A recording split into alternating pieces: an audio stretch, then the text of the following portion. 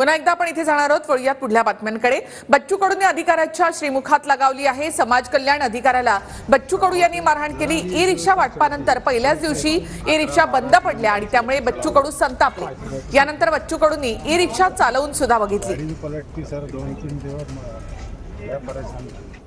मला एक सांगा, तुम्ही आता सांगितलं की इथं बसल्यावर ते युतीचा किंवा आघाड्याचा अनुभव तुम्हाला याच्यामध्ये आला?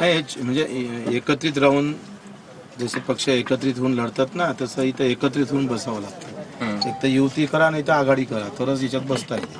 बरं, ह्या युती आघाड्यांनी दिव्यांगाचं वाटोळं केलं ह्या सगळे असं चित्र आहे। आता एकंदरीत ह्या वाटायला चांगल्या कसं आहे, शिंदे साहेबांनी दिव्यांग मंत्रालय दिलं, त्यांची कृपाच आहे। परंतु हे जी व्यवस्था निर्माण केली आहे, तुम्ही सांगा आता तुम्ही बसले आहे तर इथे उतरताना आता माझे पाय तुमच्या पायात जाते, अशा विचित्र अवस्थेत कसे बसणार लोक? साधी साधी गोष्ट आहे केल्याने। बरं, आपल्याला ज्यांना रिक्षा दिली होती ते पण आहेत आपल्यासोबत, थोडंसं पुढे तुमचा काय अनुभव आहे? पहिल्या दिवशी काय घडलं होतं जरा सांगा।